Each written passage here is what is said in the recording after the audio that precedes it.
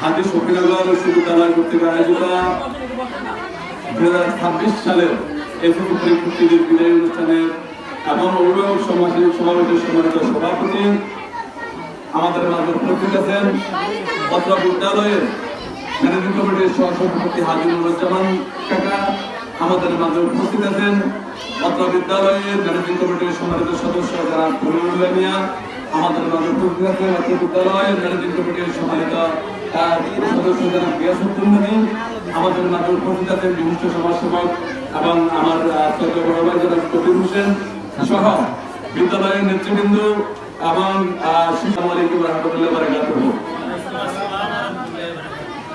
সম্মানিত অভিভাবকবৃন্দ, এখানে কষ্ট করে যারা এসেছেন আমি সকলকে আন্তরিক কৃতজ্ঞতা এবং মোবারকবাদ জানাই।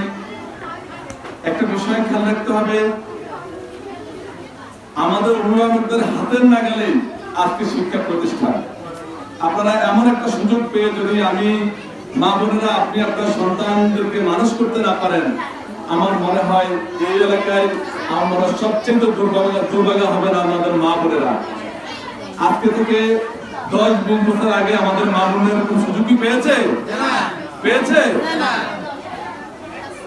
সুযোগ এসেছে, সুযোগ কাজে লাগান। আমরাও আন্তরিক আমাদের এই এলাকা শিক্ষার আলোয় আলোকিত হোক। উদ্যোগ কাউকে না কাউকে নিতে হবে, এই বিষয়ে আমাদেরকে খেয়াল রাখতে হবে। আমি এই স্কুলের প্রতিষ্ঠা লগ্ন থেকে এই স্কুলের সাথে জড়িত আছি। আমি খেয়াল করেছি, আমরা ইতিমধ্যে খেয়াল করেছি শিক্ষকদের একটা অভিযোগ বা যেটা আমাদের চোখে এসেছে, আপনাদের ছেলেমেয়েরা মোবাইল ব্যবহার করে।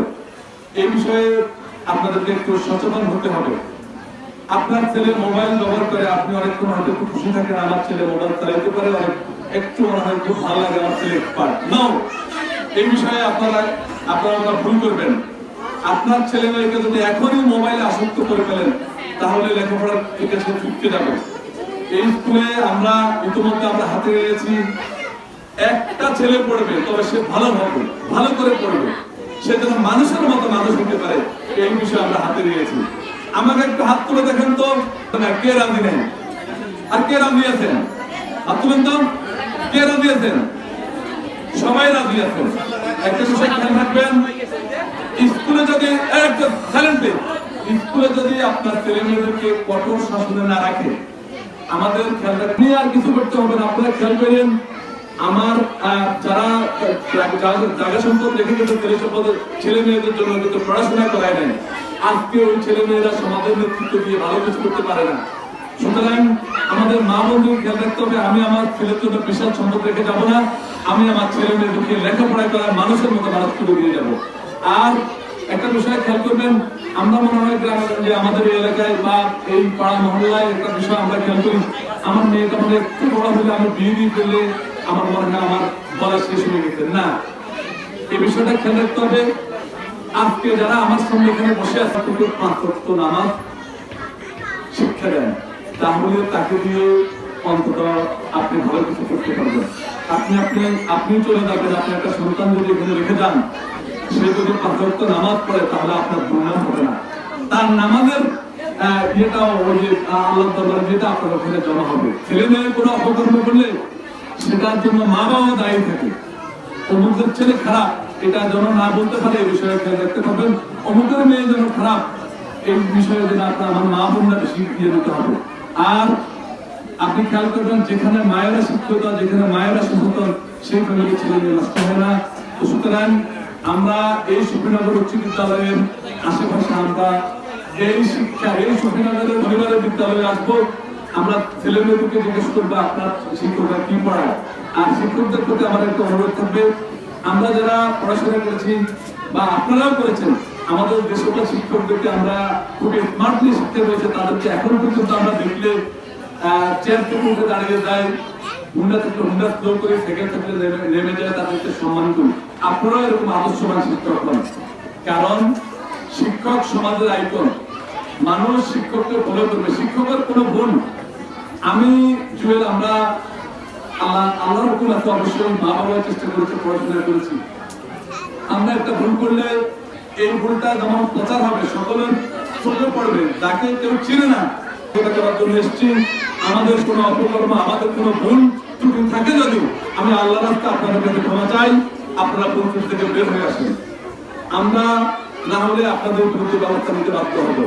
সুতরাং আপনারাও হাতে নেন যে এখান থেকে আমরা আমাদের গত দিনে কি হয়েছে সেটা বাদ, আগামী দিনে আমরা যে শিক্ষা প্রতিষ্ঠান আছে এখানে আমরা 100% আমাদের যে মেধা বুদ্ধি প্রজ্ঞা আমরা এই স্কুলকে দেওয়ার চেষ্টা করবো।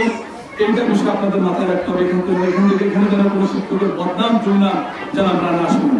যদি বদনাম দুর্নাম শুনি, আমরা বিদ্যালয়ে যেহেতু এটা সরকারি চাকরি নয়, বেসরকারি চাকরি, আপনি বুঝেন আমরা আপনাকে সাবস্ক্রাইব করতে বাধ্য হবো। সুতরাং be careful, so be careful. এখন থেকে এই বিষয়ে আপনাদেরকে নজর রাখতে হবে।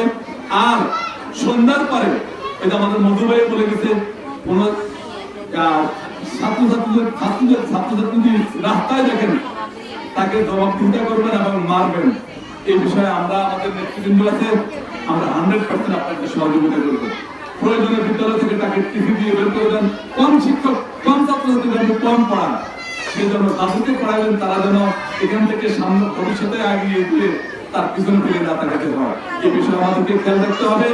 প্রিয় ছাত্রছাত্রী এবং প্রিয় অভিভাবকবৃন্দ, সবাই কষ্ট করে এসেছেন। আর আমরা সময়ের সময় অভিভাবক সমাবেশ রাখবো আপনাদেরকে শোনার জন্য।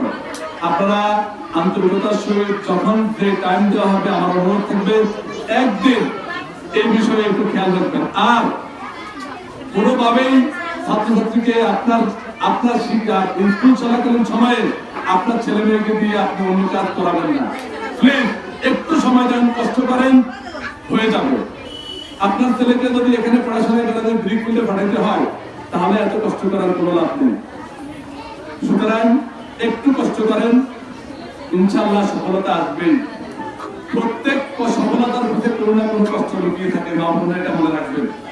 যে ফ্যামিলিতে মা বাবা খুব পরিশ্রম করে, সেখানে সন্তানরা না খেয়ে মরে না।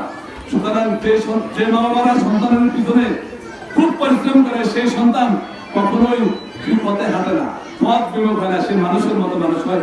এই বিষয়ে খেয়াল রাখবেন। কথা হবে আপনাদের সাথে। আর সর্বোপরি সকলেই এই বিদ্যালয়ের সাথে থাকবেন, সহযোগিতা করবেন। অর্থনৈতিক সমস্যা থাকবে, আলোচনা করবেন শিক্ষকদের সাথে, আমাদের সাথে বলবেন। লজ্জায় মুখ লুকিয়ে রাখলেন আপনি, আপনার ছেলে মেয়েদের কোনো সমস্যা থাকলে সেটা আমাদের সাথে সহযোগিতা করবেন, আমরা ইয়ে করবেন, আলোচনা করবেন, আমরা সহযোগিতা করার চেষ্টা করবো। এবং সর্বোপরি এই বিদ্যালয় থেকে আজকে এই প্রথম ব্যাচ মনে হয়, এই প্রথম ব্যাচ এবং পরীক্ষার্থীদের বিদায়। আমি বলবো আপনাদের এটা বিদায় নয়, আপনাদের মাধ্যমিক পেরিয়ে উচ্চ মাধ্যমিকে ওঠার প্রথম শ্রেণীতে পা রাখছেন। আপনি মানুষ হওয়ার জন্য প্রথম শ্রেণীতে পা রাখছেন, এই এলাকাকে আলোকিত করার জন্য আপনি প্রথম শ্রেণীতে পা রাখছেন, আপনি এই এলাকার সুনাম রক্ষা করার জন্য আপনি প্রথম শ্রেণীতে পা রাখছেন। তো সুতরাং যারা এসএসসি পরীক্ষা দিচ্ছেন, এই এলাকাকে আলোকিত করার জন্য আপনারা এই উজ্জ্বল প্রদীপ, আপনারাই আমাদের এলাকার ভবিষ্যৎ। একদিন আপনারাই এলাকার নেতৃত্ব দেবেন, ভালো পড়াশোনা করার চেষ্টা করবেন। ইনশাআল্লাহ আমরা যদি এখান থেকে কৃতি শিক্ষার্থী যারা ভালো পয়েন্ট পায়, A+ পেয়েছে তো ভালো, যারা ভালো পয়েন্ট পায় তাকে আমরা ভালো পুরস্কৃত করবো। কি পুরস্কৃত করবো বলবো না, অন্তত মনে রাখার মতো তাকে আমরা পুরস্কৃত করবো, এটা মাথায় রাখবেন। আর ক্লাস 10-এ কতজন শিক্ষার্থী?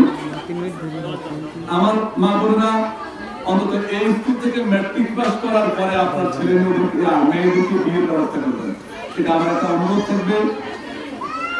আপনার মেয়ে যখন আছে, মেয়ের যদি যোগ্যতা থাকে, উপরে আল্লাহ থেকে আপনার মেয়ে ভালো লাগে দূর হবে, হবে না? সুতরাং একদম আজকে এটা একটা ভালো ইয়ে আসছে, ভালো সম্বন্ধ আসছে, ভালো ইয়ে আসছে, ভালো জায়গায়, এটা মাথা থেকে ফেলে দিয়ে তাকে অন্তত ম্যাট্রিক পাস করেন, এটা আমার বিশেষ অনুরোধ থাকবে। আর সর্বোপরি সকল নেতৃবৃন্দের কাছে কৃতজ্ঞতা। এবং আমি শিক্ষকদেরকে আবারও বলি, আপনারা একটু কঠোর হন, একটু কঠোর হন।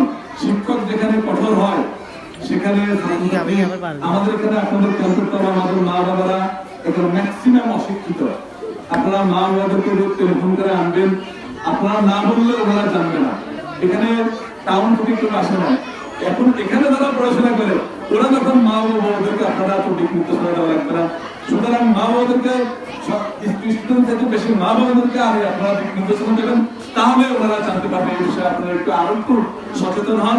আমরা এই স্কুলের উত্তরোত্তর যে সকল সমস্যা আছে আমরা ইনশাআল্লাহ নেতৃবৃন্দের সাথে আলোচনা করে সমাধান করার চেষ্টা করব এবং এই স্কুলে যেন স্ট্যান্ডার্ড পড়াশোনা আগামী দিনের ন্যায় আরো বেশি স্ট্যান্ডার্ড হয় সেই বিষয়ে আমাদের সম্পূর্ণ নজর আছে। আপনারা আরো বেশি সচেতন হন, এগুলো আমি আমার বক্তব্য শেষ করছি এবং আন্তরিক কৃতজ্ঞতা এবং জানিয়ে আমি শেষ করছি। আসসালামু আলাইকুম ওয়া রাহমাতুল্লাহি ওয়া বারাকাতুহু।